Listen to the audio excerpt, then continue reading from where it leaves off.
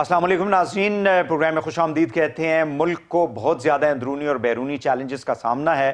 اندرونی اگر سیاست کی ہم بات کریں تو آج کل بہت زیادہ نیب کے چیئرمین کی اپوائنٹمنٹ کے حوالے سے اور ساتھ ہی ساتھ الیکشن کمیشن آف پاکستان کے ساتھ جو گورنمنٹ کا ایک معاملہ چل رہا ہے ای وی ایم کی، یعنی الیکٹرانک ووٹنگ مشین کے حوالے سے، وہ بہت زیادہ میڈیا کے اوپر ہم دیکھ رہے ہیں کہ یہ ساری چیزیں دکھائی دے رہی ہیں۔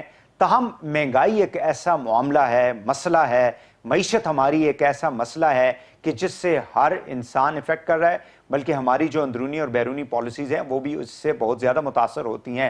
اگر پاکستان کی معیشت سٹرانگ ہوگی، ہم اپنے پاؤں پہ کھڑے ہوں گے، I M F, World Bank جیسے اداروں کے پاس قرضے کے لیے نہیں جائیں گے، تو ظاہر ہے کہ ساری دنیا کے ممالک ہمیں عزت کی نگاہ سے دیکھیں گے۔ آج پاکستان کے اندر جو مہنگائی ہے اس کا ایک سیلاب آیا ہوا ہے، اور بدقسمتی یہ ہے کہ 2018 کی تبدیلی نے ایک ایسی چینج لائی ہے پرائسز کے اندر کہ وہ رکنے کا نام ہی نہیں لیتی ہیں۔ کھانے پینے کی تمام اشیاء کے اب میں گنوانا شروع کر دوں، چینی، آٹا، کھانے کا گھی، دالیں وغیرہ، یہ ساری، اس کے علاوہ جو انرجی کے پرائسز ہیں وہ آئے دن بڑھتے ہیں۔ پیٹرولیم آپ دیکھ لیں کہاں چلا گیا ہے، اسی طرح بجلی کے ریٹس ہیں، گیس کے ریٹس ہیں۔ عام آدمی کی زندگی جو ہے وہ کافی زیادہ مشکل ہو چکی ہے۔ اس حوالے سے آج کے پروگرام میں ہم بات کریں گے کہ ہماری جو معاشی اس وقت جو چیلنجز ہیں ان کو کیسے ان کو نپٹا جا سکتا ہے، ان کا مقابلہ کیا جا سکتا ہے، اور حکومت کی جو ترجیحات ہیں وہ کیا ہیں۔ میرے ساتھ موجود ہیں فارمر سینیٹر محمد انور بیگ صاحب، بہت شکریہ بیگ صاحب آپ نے ہمیں جوائن کیا۔ خالد کھوکھر صاحب ہیں، چیئرمین ہیں آپ پاکستان کسان اتحاد کے، اور جمشید چیمہ صاحب ہیں، آپ وزیر اعظم کے مشیر ہیں برائے فوڈ سیکیورٹی۔ تینوں مہمانوں کو خوش آمدید کہتے ہیں جی پروگرام میں۔ انور بیگ صاحب، بات کا آغاز آپ سے کرتے ہیں، کیا وجہ ہے کہ حکومت مہنگائی کو کنٹرول نہیں کر پا رہی؟ دیکھیں جی، جو میں تھوڑی بہت اکنامی کو سمجھ رہا ہوں، جب P T I election release کر رہی تھی 2018 کے الیکشن کے لیے، بار بار یہ ہمیں بتایا جا رہا تھا عمران خان صاحب کی طرف سے اور دوسری پارٹی لیڈرشپ سے کہ جی ہم نے اکنامک ٹیم ان پلیس ہے، ہم نے پورا اپنا ہوم ورک کیا ہے، ہم نے بس آتے ساتھ ہم نے امپلیمنٹ کرنا ہے اور and will start moving. But پتہ یہ چلا جب لوگوں نے اس پہ بہت بھروسہ کیا، لوگوں نے پی ٹی آئی کو ووٹ دیا اور لوگوں نے کہا کہ بھئی عمران خان، ایک جنرل ریپوٹیشن تو عمران خان کی اچھی ہے کہ بھئی دے آل ٹک ہز ورڈ کہ بھئی the man is really telling the truth, اور یہ کچھ نہ کچھ لوگوں کے لیے کریں گے۔ بٹ جب وہ پاور میں آئے تو آپ نے دیکھا کہ اتنی انسرٹنٹی، انڈیسائسونیس، پہلے 8-9 مہینے تو یہی ڈیبیٹ کرتے رہے کہ جی آئی ایم ایف کے پاس جائیں نہ جائیں، اور انہوں نے اپنا اوپننگ بیٹسمین اسد عمر کو بنایا ہوا تھا۔ And finally what happened after 9-10 months، Asad Umar کو انسیریمونیسلی ڈپارٹ کرا دیا۔ اس کے بعد ان کی کوئی اکنامک ٹیم بنی ہی نہیں، انفیکٹ کوئی ہوم ورک ہوا ہی نہیں تھا۔ بعد میں پتہ یہ چل رہا تھا کہ کوئی ہوم ورک نہیں ہو رہا تھا۔ اینڈ آئی اپیرنٹلی فیل کہ اسد عمر نے عمران خان کو ٹوٹلی مس گائیڈ کیا اور ہی کیپٹ ہم ان دا ڈارک، اور یہی اس کو ہوپ دی کہ بھئی every thing is on track اور ہم کر رہے ہیں اور سب کچھ صحیح ہے اور جب ہم پاور میں آئیں گے سب کچھ ہو جائے گا۔ بٹ انفارچونیٹلی جو حالات اب لگ رہے ہیں اس سے تو یہ پتہ چل رہا ہے کہ اب پی ٹی آئی کے اندر کچھ فرسٹریشن ہو گئی ہے، ہر انسٹیٹیوشن سے لڑائی جھگڑا شروع کر دیا ہے، اور سب سے امپورٹنٹ جیسے آپ نے اپنے انٹروڈکشن میں کہا، الیکشن کمیشن آف پاکستان کے ساتھ متھا لے لیا ہے، یعنی الیکٹرانک ووٹنگ مشینز کے اوپر ان کے کیسز، فارن فنڈنگ کیس پڑا ہوا ہے، پھر وہ سیالکوٹ کے بائی الیکشن کا کیس پڑا ہوا ہے، پھر ادھر سے اعظم سواتی اور فواد چودھری صاحب نے اٹیک شروع کر دیا ہے اس کے اوپر الیکشن کمیشن پہ۔ تو I mean if you start fighting with state institutions تو وہ تو پھر Naturally, you can't focus. Yes, you can't focus on the It's a doomsday scenario. Yes, क्योंकि every day there is a serious problem for the Prime Minister. बिल्कुल सही अब है मुझे ये एक सेकंड जी let me complete. जी मुझे ये लगता है कि पीटीआई में ये जो सीजनल बर्ड्स आ गए जो ओरिजिनल पीटीआई के लोग नहीं थे और बाद में जिन्होंने ज्वाइन किया और आज फेडरल कैबिनेट में बैठे हुए हैं, और वो सीजनल बर्ड्स ऐसे हैं कि जब अभी आप देखते रहिएगा इलेक्शन जैसे करीब आएगा ये सब छोड़ के भाग जाएंगे और फिर they will look at new party जो पावर में आएगी. तो मैं ये समझता हूं कि mister Imran Khan has to think very seriously कि उसके लॉयलिस्ट कौन है, because I don't think so इन्होंने आइडेंटिफाई कर सके कि इनके ओरिजिनल पीटीआई के लॉयलिस्ट कौन है. बेग साहब बिल्कुल सही आपने कहा. बेग साहब, खालिद खोखर साहब, पहले तो माज़रत कि आपको इंतज़ार करना पड़ा. ये मुझे बताइएगा कि पाकिस्तान एक ज़री मुल्क है और हम एक ज़माना होता था कि हम एक्सपोर्ट करते थे गंदम को, बाकी जो अजनास होती थी, लेकिन अनफॉर्चुनेटली इस साल भी जो है हुकूमत को तकरीबन 3 मिलियन टन गंदम जो है वो इंपोर्ट करनी पड़ी है. इसी तरह चीनी जो है 50,000 टन एक दफ़ा फिर जो है वो फ्लोट किया हुआ है इन्होंने टेंडर. तो ये क्या वजह है कि हमारे यहाँ जो है वो प्राइम मिनिस्टर खुद कह रहे थे कि हम तकरीबन 70% जो दालें हैं वो हम बाहर से इंपोर्ट कर रहे हैं.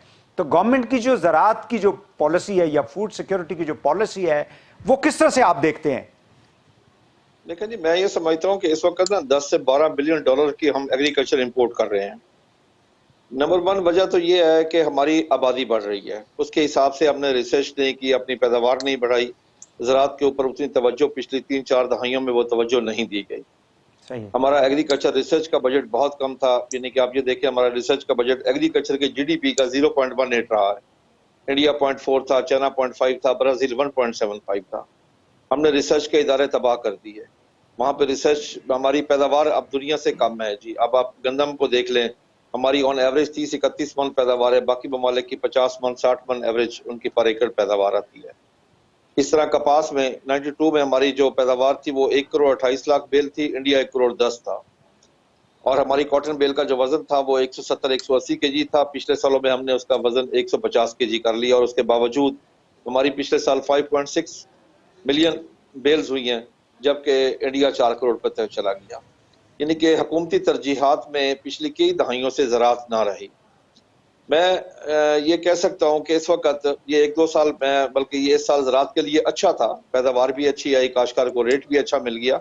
लेकिन मैं अगले सालों में अच्छाई नहीं देख रहा, क्योंकि हमारी कॉस्ट ऑफ प्रोडक्शन बढ़ चुकी है बहुत ज़्यादा. यानी जो डीएपी आज से 3-4 साल पहले 2500 रुपये की थी वो चली गई है 6700 पे. जो बिजली का यूनिट 5 रुपये 35 पैसे था वो चला गया 12-13 रुपये यूनिट के ऊपर. इस तरह डीजल का रेट बढ़ गया, लेबर चार्जेस बढ़ गए हैं.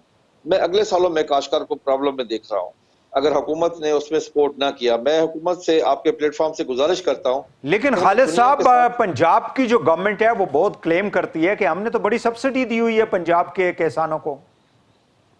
देखिए मैं आपको अर्ज करूं जी कि कोविड-19 में प्राइम मिनिस्टर ने सब्सिडी अनाउंस की थी 63 बिलियन की, और जिसमें उसके बाद उसको 52 बिलियन कर दिया गया. वो ये अप्रैल 2020 में, उसके बाद 2 बजट भी आए हैं. अभी तक वो काश्तकार तक सब्सिडी नहीं पहुंची, बहुत कम सब्सिडी पहुंची है काश्तकार तक. देखिए आज काश्तकार की जो हालत है, हालत ज़ाहिर है उसकी महंगाई की वजह से, क्योंकि उसकी कॉस्ट ऑफ प्रोडक्शन बहुत ज्यादा बढ़ चुकी है. अब आप ये देखें ना कि काश्तकार, एक आदमी 100 एकड़ काश्त कर रहा है तो उसको सब्सिडी पे मैक्सिमम 20 बैग मिल सकते हैं, बाकी वो नहीं ले सकता. अच्छा खोखर साहब, ये भी है कि कन्वर्ट कर रहे हैं जो किसान हैं, मुख्तलिफ किस्म की जो आपकी क्रॉप्स हैं उनसे मतलब दूसरी क्रॉप्स की तरफ कन्वर्ट कर रहे हैं. ये भी कोई वजह हो सकती है जिसकी वजह से हमारी गंदम जो है उसमें कमी आ रही है, या बाकी जो हमारी इवन शुगर कैन जो है? सर मैं आपको, काश्तकार तो उसी साइड पे जाना है ना. वो एक बड़ी मशहूर मिसाल है कि एक बिजनेसमैन मरा तो कब्र में उसका हिसाब किताब हुआ. फरिश्तों ने आखिर में पूछा कि जन्नत में जाना पसंद करोगे या दोज़ख में? तो उसने कहा साहब जहां 2 पैसे का फायदा मिले. देखिए एक वक्त में हमारी कैश क्रॉप थी कॉटन. ठीक है. अब मैं एक चीज चले मैं चाहूंगा कि जमशेद चीमा साहब को भी जरा इसमें ले लें. आपने जो नुकात उठाए हैं. जी जी एक चीज मैं कहना चाहूंगा जी. आज मैं एक चीज पे अल्लाह ताला का शुक्र अदा करता हूँ कि अल्लाह ताला ने हमें इस साल में मौसम अच्छा दिया है, जिसकी वजह से हमारी क्रॉप गंदम की भी बहुत अच्छी हुई, اور کپاس کی ریوائول ہوگی اس سال. لیکن ہم امپورٹ پھر کیوں کر رہے ہیں, سوال یہ پیدا ہوتا ہے نا جی ہماری. سر دیکھیں ہماری پہلی بات میں نے کی کہ ہماری آبادی بڑھ رہی ہے پیچھے 30-40 سالوں میں, اس پہ افغانستان میں جاتی بھی ہے نا یہاں سے, پھر اسمگل وغیرہ بھی ہو جاتا ہے نا, آٹا بھی آپ کا, گندم بھی, چیزیں بھی. سر پہلی بات ہے کہ آپ نے یعنی آپ کی تو میں بات نہیں کر رہا, لیکن ہمارے جو بزنس کمیونٹی ہے ان کو پیسہ بھی تو زیادہ چاہیے نا, وہ زیادہ ڈالر بھی تو کمانا چاہتے ہیں نا. اپنے گھر میں لوگ بھوکے مر جائیں لیکن محلے میں جا کے جو ہے نا وہ تقسیم کرنی ہے چیزیں. نہیں, دو میں سے ایک کام تو کرنا, یا ہمیں آبادی کنٹرول کرنی تھی پچھلی 3-4 دہائیوں میں, یا ہم نے پیداوار بڑھانی. چیمہ صاحب آپ بتائیے گا کہ گورنمنٹ کیا انیشیٹیوز لے رہی ہے ہماری جو فوڈ سیکیورٹی ہے اس کو انشور کرنے کے لیے. دیکھیں فوڈ سیکورٹی کی بنیاد شروع ہوتی ہے پانی سے, کہ آپ واٹر کنزرویشن جو ہے یا واٹر کا استعمال جو ہے وہ زیادہ ایفیشینٹ کریں, واٹر کو سٹور کریں, جب زیادہ ہو اس وقت اکٹھا کر لیں, جب تھوڑا ہو اس وقت آپ ریلیز کریں. سو واٹر کنزرویشن میں اگر ہم بات کریں یا واٹر کی, تو 3 طرح کی انٹرونشن ہے. ایک ہے کہ آپ ڈیموں میں پانی اسٹور زیادہ کریں. اس میں جب 2018 میں ہم آئے تھے تو 10 ارب روپے دیا جاتا تھا سالانہ واٹر کنزرویشن کے لیے. عمران خان صاحب کی گورنمنٹ نے پہلے سال آ کے 80 ارب روپے دیا, ٹھیک ہے, 8 گنا زیادہ خرچ کرنا شروع کیا, اور اب 10 ڈیم بن رہے ہیں جن کا جو آخری ڈیم کمپلیٹ ہو جائے گا وہ 2030 تک ہو جائے گا. دوسری یہ تھے بڑے ڈیم جی, درمیانے سائز کے ڈیم. کل پرائم منسٹر نے ایک ڈیم کا اناؤنس کیا, آپ کہہ لیں کہ جو افتتاح کیا ہے گومل ڈیم کا, یہ تیسرا بڑا ڈیم ہے اس وقت تک جو بنے ہیں. منگلا اور تربیلا کے بعد یہ تیسرا بڑا ڈیم ہے جو 1.04 ملین ایکڑ فٹ پانی ہے اس میں. اس پہ 2 لاکھ ایکڑ زمین آباد ہوئی ہے. اچھا, خالد کھوکھر صاحب ابھی بتا رہے تھے کہ آپ لوگوں نے کوئی 53 بلین کا کوئی سبسڈی جو ہے وہ کسانوں کے لیے اناؤنس کی تھی 2020 کے اندر. اپریل میں 2 بجٹ بھی چلے گئے لیکن پیسہ لوگوں کو تک نہیں پہنچ سکا ہے, یہ کیا وجہ ہے؟ دیکھیں پیسے آپ کہہ لیں کہ ہم نے اناؤنس کی تھی, پیسے پچھلے سال لیٹ ہوئے تھے, لیکن اب پیسے جو ہیں وہ پچھلے سال بھی گئے, درمیان میں بھی گئے, اب بھی جا رہے ہیں. پچھلے دنوں جب ہم نے اس کے لیکن چیمہ صاحب جب کھاد اتنی مہنگی ہوگی, بجلی اتنی مہنگی ہوگی, ٹرانسپورٹیشن مہنگی ہوگی, پیٹرول مہنگا ہو جائے گا, تو مجھے یہ بتائیں کہ کسان جو ہے وہ کیا کرے گا؟ عام آدمی تک تو چیز جو ہے وہ آٹا جو ہے وہ 80 روپے 75 روپے کلو ملے گا اس کو, چینی جو ہے وہ 110 روپے کلو ملے گی, بجلی کا بل جو ہے وہ ایک پنکھے کے ساتھ 8,000 روپے کا دے گا, تو پھر حکومت کیا کرے گی؟ آپ نے کچھ 6 یا 7 سوال کیے ہیں, اب مجھے جواب دینے کی اجازت دیں تاکہ میں, اور درمیان میں ٹوکنا نہ پلیز, مہربانی کرنا ذرا, ٹھیک ہے. اس میں بات یہ ہے جی کہ اس میں یو کین سے پہلی بات میں کر رہا تھا کہ کھاد کی سبسڈی جو پچھلی پڑی تھی, جو نہیں گئی تھی, اب سارے لوگوں کے جو کوپن ہیں وہ جو آپ کہہ لیں کہ لوگ اسکریچ کرتے ہیں ان کے پیسے جا رہے ہیں. پچھلے دنوں جب اکاؤنٹ میں پیسے گئے تو 50,000 کروڑ روپے روز جا رہا تھا, اور آج کل بلکہ 15 کروڑ, اور آج کل تقریباً وہ آ گیا کچھ 4 کروڑ پہ. اس کا مطلب ہے کہ جو مین پچھلا لوگوں کا ایک بیک لاگ وہ سارا کلیئر ہو رہا ہے, تقریباً آلموسٹ کلیئر ہو گیا جی. تو خالد صاحب کی بات کا جواب یہ ہے کہ جو پرانی سبسڈی تھی وہ چلی گئی ہے لوگوں کو, آگے بھی سبسڈی لوگوں کو ڈی اے پی کھاد پہ جائے گی یا فاسفورسی کھادوں پہ جائے گی انشاءاللہ. باقی بات رہ جاتی ہے آپ کی کہ اس میں سوال جو تھا آپ کا پیٹرول کی بات کی آپ نے یا ڈیزل کی بات کی. ڈیزل یو کین سے کہ اس خطے میں ہم سب سے سستا تو نہیں کہنا چاہیے, تیل ایکسپورٹنگ کنٹریز کے علاوہ باقی لوگوں سے سستا بیچ رہے ہیں. اس خطے میں صرف ہم سے سری لنکا سستا بیچ رہے ہیں, باقی تمام ملکوں سے ہم سستا ڈیزل بیچتے ہیں. بات بیسک جو ہے کہ اس وقت خالد صاحب کو بھی اور کسان کو 2 باتیں سمجھنی چاہیے. ہم نے تقریباً ان کو انٹرنیشنل ریٹ کے مطابق فرسٹ ٹائم پاکستان کی ہسٹری میں پاکستان کے کسان کو انٹرنیشنل ریٹ کے مطابق قیمت مل رہی ہے. اس وقت گندم ہو یا اس وقت آپ چینی ہو یا باقی چیزیں ہوں, ہر چیز کا ریٹ ہم کسان کی کاسٹ پہ غریب کو سپورٹ نہیں کر رہے, گورنمنٹ اپنے فنڈ سے غریب کو سپورٹ کرتی ہے, لہٰذا کسان کی جو انکم بڑی ہے. چیمہ صاحب اجازت اگر دیں میں ایک شارٹ بریک لے لوں, پھر مجھے انور بیگ صاحب کی طرف جانا ہے. بریک کے بعد پھر میں آپ کی طرف آتا ہوں. ناظرین ایک شارٹ بریک لیتے ہیں, کوئکلی واپس آ کے گفتگو کو آگے بڑھاتے ہیں, ہمارے ساتھ رہیے گا. Welcome back. انور بیگ صاحب میں آپ سے یہ پوچھنا چاہوں گا کہ گورنمنٹ نے اس دفعہ بجٹ کے اندر, اور یہ I think it's not something secret, government کی کوشش یہ ہے کہ اپنے ریونیوز کو بڑھایا جائے, اور اس میں کوئی بری بات نہیں ہے, لیکن انفارچونیٹلی ہمارا جو ٹیکس سسٹم ہے, نظام ہے, وہ ابھی تک ٹھیک نہیں ہو سکا 74 سالوں کے اندر. 700 ارب روپے اگر آپ نے پی ڈی ایل یعنی پیٹرولیم ڈیولپمنٹ لیوی سے بنانے ہیں تو ظاہر ہے کہ پیٹرول کی قیمت جو ہے وہ 150 تک پھر چلی جائے گی. تو عام آدمی کے اوپر جو پریشر پڑ رہا ہے اس کو گورنمنٹ جو ہے وہ گورنمنٹ کہتی ہے جی ہم سبسڈیاں دے رہی ہیں سارا کچھ کر رہی ہے لیکن مارکیٹ کے اندر چیزیں اسی طرح مہنگی ہیں اور لوگ اسی طرح پریشان ہیں. کیا کہیں گے؟ دیکھیں جی میں I have come to this conclusion کہ گورنمنٹ کے پاس اس وقت کوئی اچھی سی اکنامک ٹیم نہیں ہے جو پرائم منسٹر صاحب کو ایڈوائز کریں کہ how to go about things. What about Shaukat مجھے ترین؟ تو دیکھیں I don't want to make a comment on Mr. شوکت ترین. ابھی وہ 4-5 مہینے ہوئے ان کو آئے ہوئے. Give him a little time, but جیسے حالات نظر آ رہے ہیں اور جو اخبارات کے اندر خبریں آ رہی ہیں وہ تو بہت خوفناک ہیں as far as the economic side is concerned.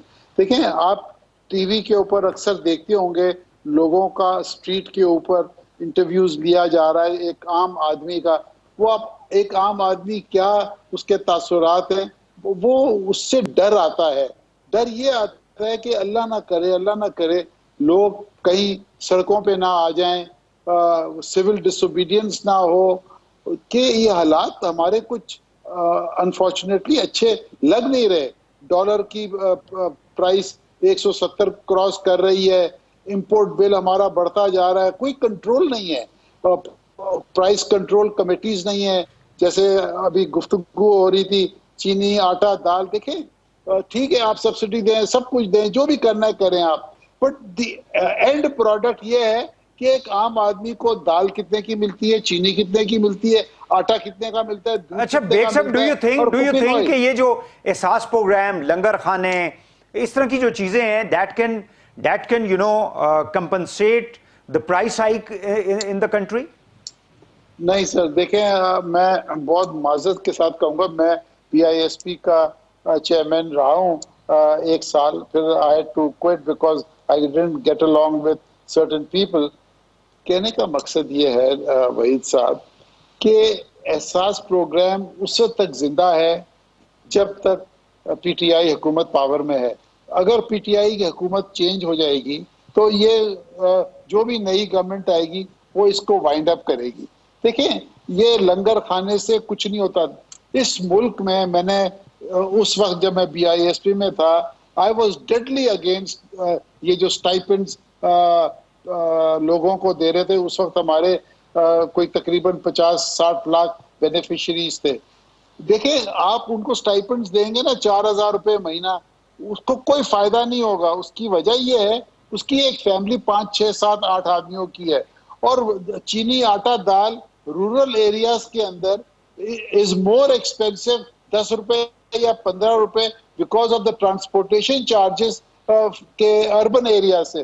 تو مقصد کہنے کا یہ ہے کہ مجھے آج تک بی آئی ایس پی کا پروگرام 2009 میں شروع ہوا ہے, آج 2021 ہے, یہ پچھلے 11-12 سال کے اندر ایک فیملی, دیکھیں یہ بی آئی ایس پی کا یا احساس پروگرام جو انہوں نے انٹروڈیوس کیا ہے اس کا مقصد کیا ہے کہ لوگوں کو پاورٹی لیول سے نکالنا.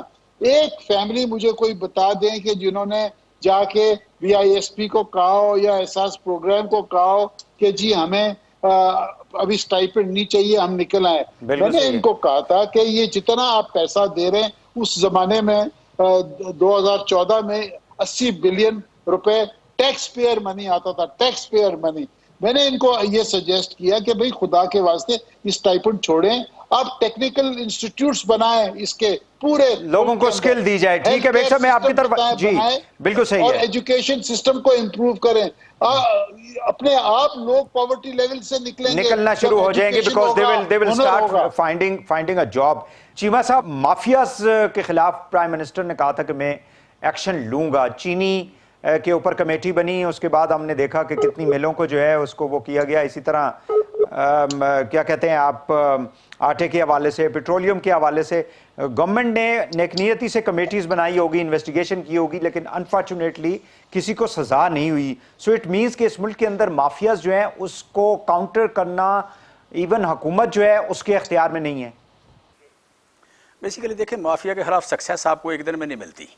माफिया में, और माफिया दोनों तरफ बैठा होता है, हुकूमत में भी बैठा है, पार्टी में भी बैठा है, हर जगह बैठे हैं लोग। उनकी माफिया होते ही इसलिए कि वो ताकतवर होते हैं। माफिया होते ही है कि कानून उनको सपोर्ट कर रहा होता है, अदालत उनको सपोर्ट कर रही होती है, मीडिया उनको सपोर्ट कर रहा होता है, ताकतवर या बासर तबका सपोर्ट कर रहे होते हैं। इनके खिलाफ सक्सेस आपको ग्रेजुअली मिलती है। कोई इनकलाब तो आप लेके नहीं आए कि मतलब आप कह लें कि आपने को फांसियाँ दे रहे हैं, आप कानून से हट के भी कोई सज़ा दे रहे हैं किसी को, उस तरह की चीज़ तो है नहीं। ये तो बेसिकली कानून के अंदर रहते हुए, जमहूरियत के अंदर रहते हुए, आइन के अंदर रहते हुए बात करनी है आपने, तो उसमें आप कह लें कि ग्रेजुअली इंप्रूवमेंट हो रही है। और मैं समझता हूँ फर्दर इसमें मोमेंटम बनता जा रहा है, आगे ज़्यादा हो जाएगी। सो इस मामले में इश्यूज़ मौजूद हैं, और यू कैन से कि अगले 5 साल में, 6 साल में, 7 साल में अगर इसी रफ्तार से हम चलते रहे तो ठीक हो जाएं, तो ये मैं समझता हूँ ये हो जाएंगे कि आगे मोमेंटम बढ़ जाएगा ठीक होने का, क्योंकि पहले माफिया को यकीन नहीं था कि हम सर्वाइव करेंगे। चीमा साहब मुझे ये बता दें, मुझे काइंडली ये बता दें कि चीनी के बारे में आप लोगों ने जो कमेटीज़ बनाई थी, उसके बाद क्या किन लोगों के खिलाफ एक्शन हुआ है या उनको सजाएं मिली हैं? अच्छा, इसमें वैसे मैं थोड़ा लेट आया हूँ, सच्ची बात है ये। नहीं, मैं सिर्फ ये पूछ रहा हूँ कि आप लोगों ने देखें, प्राइम मिनिस्टर साहब ने FIA के जो DG थे उनकी सरबराही में कमेटीज़ बनाई थी, उन्होंने इन्वेस्टिगेट किया, उन्होंने अपनी सिफारिशात दी, वो सारी पब्लिक के सामने हैं। उसके बाद मुझे ये बताएं कि क्या पिछले 3 सालों में किसी एक माफिया के खिलाफ भी आप लोगों ने कार्रवाई की? अच्छा, वुड यू बिलीव कि मैं जो बात करूंगा जैसे कहते हैं ऑन ओथ सच्ची करता हूँ, मैं दूसरी नहीं करता। मैंने वो रिपोर्ट पढ़ी नहीं है जी, मैंने वो रिपोर्ट पढ़ी नहीं है और मुझे एग्जैक्ट नहीं पता, लेकिन एक चीज़ मैं आपको बता सकता हूँ जो जिसका मुझे पता है, वो ये है कि जो माफिया जिस तरह काम करता है, 2 तरह काम करता था। एक ये कि पहले किसान से गन्ना सस्ता लेता था, उसके बाद ये कि चीनी एक्सपोर्ट करने के लिए सब्सिडी लेता था, फिर ये कि एक्सपोर्ट करके चीनी महंगी कर देता था। ये 3 वारदात करने के तरीके थे। हमने ये किया है कि हमने आप कह लें कि जो शुगर फैक्ट्रीज कंट्रोल एक्ट आया है, उसमें जितनी किस्म की रॉन्ग डूइंग थे वो सारों का रास्ता बंद कर दिया। और वो जितनी बड़ी अचीवमेंट है यहाँ, मतलब आप कह लें खालसा भी बैठे हैं, बाकी किसान तंजीमें भी बैठी हैं, आपको पता लगेगा कि जितने करप्शन के या एक माफिया की जो डेफिनेशन है उस पर पूरे उतरने के लिए जितने तरीके आजमाते थे वो सारे के सारे हमने रास्ते बंद कर दिए। दूसरी बात यह है कि हम सब्सिडी किसी किस्म की नहीं देंगे। यहाँ चीनी जितनी भी ज़्यादा हो आवाम को सस्ती मिलेगी, हम किसी को सपोर्ट करके वो एक्सपोर्ट नहीं करने देंगे। तीसरी बात आ गई कि हम पहले कभी चीनी की कीमत मुकर्रर नहीं होती थी, अब हमने अदालत से फैसला ले लिया कि हम चीनी की कीमत मुकर्रर किया करेंगे। हम गन्ने की मिनिमम कीमत मुकर्रर करेंगे, उससे नीचे लेने नहीं देंगे, और चीनी की मैक्सिमम कीमत मुकर्रर करेंगे, उससे ऊपर बेचने नहीं देंगे। सो ये 3 फ्यूचर के जो रास्ते थे वो तो हमने बंद कर दिए। पिछली जो है, चूँकि मैंने रिपोर्ट पढ़ी नहीं है, लेकिन एक बात तो आपको भी पता है, मुझे भी पता है कि जहांगीर तरीन साहब उसी मामले में किसी हद तक कुर्बान हुए थे। सो आप कह रहे हैं कि शायद जिस तरह की यहाँ की इंडस्ट्री है, हमने भुट्टो साहब वाला काम तो नहीं करना था इंडस्ट्री के साथ, लेकिन बहरहाल हमने आप कह लें कि इंडस्ट्री जो एक एक्सप्लॉयटेशन का रास्ता था वो हमने कामयाबी से बंद किया है। तो मैं जो बात कर रहा हूँ कि माफिया के खिलाफ आहिस्ता आहिस्ता होगा, वो इसी तरह होगा कि कानून के अंदर रहते हुए मतलब हम असर्ट करेंगे और स्ट्रांग डिसीजन करेंगे, उस पर अमल दरामद करेंगे। तो जिस तरह चीनी में एक करप्शन का रास्ता रुका है या एक्सप्लॉयटेशन का रास्ता रुका है, इसी तरह बाकी जगह भी हम रोकेंगे। आज चीनी किस तरह किलो है चीमा साहब? चीनी जी, हम बेसिकली मैं कह रहा हूँ कि चीनी हम दे रहे हैं मार्केट में 89 रुपये 75 पैसे, बाज़ारों में बाकी जगह भी हर जगह पे आपको अगले कुछ 3 से 4 दिन में आपको रेट ये नज़र आएगा। और उसकी बुनियादी वजह भी मैं आपको बता दूं, इस साल किसान को 258 रुपये रेट मिला औसतन किसान को जो 258 रुपये रेट मिला। सर आप देखें ना, अब आप डिटेल में चलें। अब आप इजाज़त है मैं अब खोखर साहब से ज़रा सवाल कर लूँ, अगर आप नाराज़ ना हो तो। खालिद खोखर साहब, क्या वजह है कि हमारे मुल्क में माफियाज जो हैं वो स्ट्रांग है? Because there is a connection between the bureaucracy, the politicians who are sitting in the parliament, the people in the power, और जो ग्रोअर हैं ये सारे basically they are one, they are elite and they have nothing to do with the common people. They want to extract money from everybody. देखिए, मैं आपको एक चीज बताऊं। पहली बात तो यह है कि इस बात पे यकीन करके इन लोगों का पेट नहीं भरता, लेकिन कुछ हकायक की तरफ आए। 4 मई को एक पंजाब असेंबली में एक्ट पास हुआ जो काश्तकार का इस्तेहसाल था, वो शुगर फैक्ट्री कंट्रोल एक्ट था, जिसमें टोटली काश्तकार का इस्तेहसाल था। उसमें हम प्राइम मिनिस्टर को मैं खिराज तहसीन पेश करता हूँ کہ 18 مئی کو جب اس کا نوٹیفیکیشن ہوا میں نے پرائم منسٹر کو واٹس ایپ میسج کیا. دنیا میں پاکستان میں ایسی کوئی مثال نہیں ہے پہلے کہ پرائم منسٹر مافیا کے خلاف اس طرح کاشتکاروں کو کہنے پہ کھڑا ہو جائے. وہی ایکٹ دوبارہ آیا, دوبارہ بل پاس ہوا, دوبارہ کاشتکاروں کے حق میں پاس ہوا. یہ کاشتکاروں کو ایک ہمیشہ کے لیے پرائم منسٹر نے تحفظ دلوایا جو ہمیں کسی اور پہ یہ امید نہیں تھی, کوئی بھی پرائم منسٹر ہوتا یہ کام نہ کرتا. کیونکہ اس ایکٹ پاس کروانے میں نون لیگ, پیپلز پارٹی, کاف لیگ اور پی ٹی آئی کچھ لوگ, یہ سب وہاں پہ یزید اور حسین کا اتفاق تھا کاشتکار کے استحصال کرنے کے لیے. بہرحال اس میں پرائم منسٹر نے ہمارا ساتھ دیا, ہم اس کے مشکور ہیں. کوئکلی شارٹ بریک فائنل لے لیتے ہیں, پروگرام کو پھر آگے بڑھاتے ہیں. ناظرین ہمارے ساتھ رہیے گا.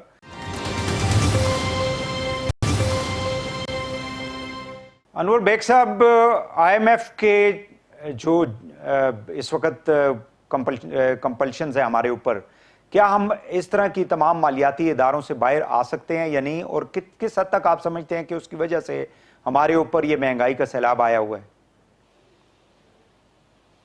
وحید صاحب, آپ کو پتہ ہے کہ نارملی ایک ملک آئی ایم ایف کے پاس اپنی لائف میں ایک دفعہ جاتا ہے, بہت پرابلم ہوا تو 2 دفعہ جاتا ہے.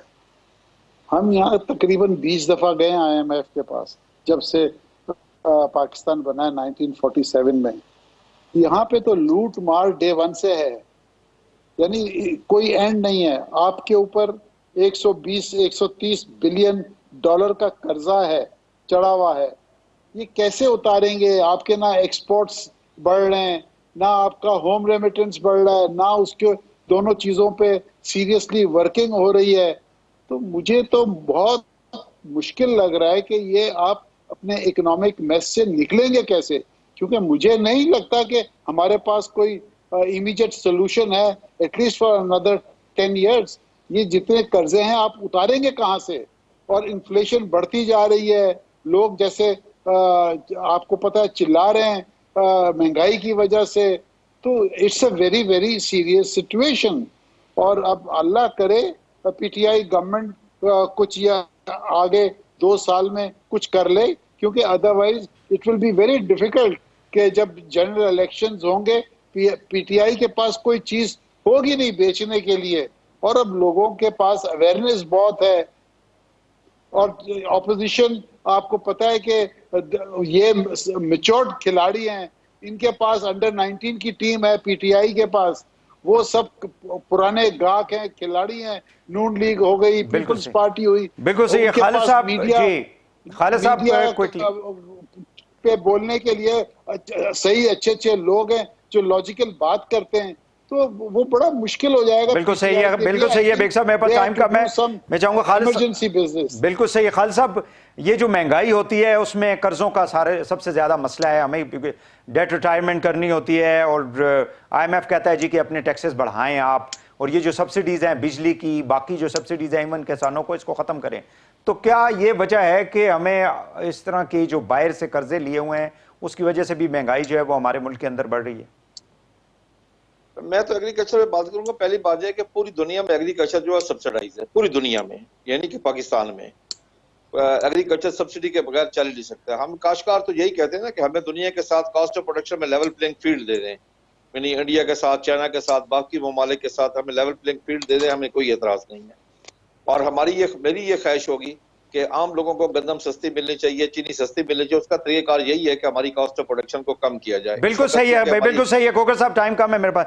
جمشید چیمہ صاحب, آپ کائنڈلی اس کے اوپر رسپونڈ کر دیں کہ آپ لوگ کس طرح سے, ظاہر ہے کہ پرائم منسٹر صاحب کی تو یہ خواہش تھی گورنمنٹ میں آنے سے پہلے کہ ہم نے کسی بھی ملک یعنی جو فائنینشیل انسٹیٹیوشن ہے اس سے قرضے نہیں لینے, خصوصاً آئی ایم ایف کے پاس. بٹ انفارچونیٹلی وہ ہمیشہ یہ کہتے ہیں کہ ہمیں ایک ایسی اکانومی ملی کہ ہمیں مجبوراً جانا پڑا.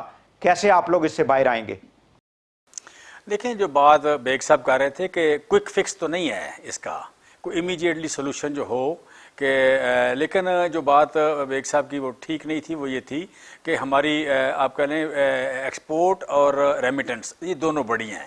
पिछले साल रेमिटेंस तकरीबन 9 अरब डॉलर बढ़ गई। ये एक साल में इतना बड़ा जंप उसे इन्होंने शायद नोट नहीं कर सके, ओवरलुक हो जाती है बाज़ों का चीज़। और दूसरी बात ये कि कुछ 4 अरब डॉलर की एक्सपोर्ट बढ़ गई। ये 2011 के बाद पहली बार बढ़ी है, स्पेशली टेक्सटाइल में 2011 के बाद बढ़ी है। सो चीज़ें इंप्रूव हो रही हैं, बट जिसे कहते हैं इमीडिएट सोल्यूशन की जो बात उन्होंने की है वो ठीक बात है, क्विक फिक्स इसका नहीं है। सो इसमें यूं ही आपका यू कैन से कि करंट अकाउंट डेफिसिट खत्म होता है या सरप्लस में चले जाते हैं तो आप फिर आपके बाहर आने की सबील बनती है, सिचुएशन बनती है। लिहाजा हम उस तरफ जा रहे हैं, हम उस तरफ मूव कर रहे हैं। कोविड के बावजूद या एक स्टैगफ्लेशन में फंसी हुई थी इकानमी, या जिस तरह हमें जब इकानमी मिली तो हमें कोई इसमें, आप भी पढ़े लिखे आदमी है, पता है आपको कि हम टेक्निकली डिफ़ॉल्ट थे। टेक्निकल डिफ़ॉल्ट का मतलब होता है कि आपके पास 3 महीने की इंपोर्ट के पैसे स्पॉन्सर ना कर सकें और साथ जो आपकी स्टॉक एक्सचेंज में जो। चलिए चीमा साहब, मैं आपसे एक थोड़ा सा एक डिफरेंट सवाल ये करना चाहता हूँ। Apart from all economic indicators, import exports, ये बैलेंस ऑफ पेमेंट्स, ये सारी चीज़ें अपनी जगह पे, मुझे ये बता दें कि ये चीनी और ये आटा और ये बिजली के बिल और ये पेट्रोलियम प्राइसेस, ये सारी चीज़ें, मतलब ऑनेस्टली ये बताएं कि अगले 2 सालों के दौरान ये कोई नीचे आएंगे या मज़ीद आगे बढ़ेंगे? जी, मैं आपके चैनल के तवज्जो से, आप बड़ा रिस्पेक्टेबल चैनल है और आपका प्रोग्राम भी बड़ा अच्छा है। इसमें मैं आज कैलकुलेट कर रहा था चीनी की प्राइस। चीनी की प्राइस हमने जो कैलकुलेट की वो आप कह लें कि मुख्तलिफ जो रेट गन्ने के रेट के साथ अटैच और उसके साथ जो आप कह लें कैलकुलेशन सारी ये कोई बन रही थी कुछ, it will be in between you can say कि 74 to 78 रुपीज़, 74 to 78 रुपीज़ के दरमियान हम चीनी देंगे। जो इस साल नई चीनी आएगी वो इस रेट पे हम देंगे जी। मैं दोबारा बोल रहा हूँ जी, 75 से लेकर 80 और 75 के दरमियान जी ये रेट होगा चीनी का इस साल। ये मैं आपके चैनल से लोगों को बता रहा हूँ जी।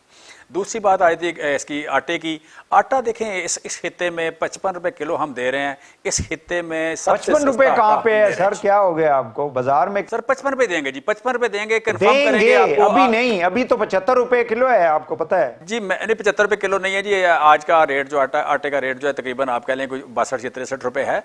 लेकिन हम कह रहे हैं कि हम 55 रुपए किलो देंगे। क्या कहूँ, बाप को कन्फ्रंट करूँ, आप फिर नाराज हो जाते हैं। वही सब एक मिनट, मैं वो शख्स हूँ कि पिछले 20 सालों से रेगुलर हर चीज जो है वो खुद खरीदता हूँ जाके मार्केट में, डेली बेसिस पे।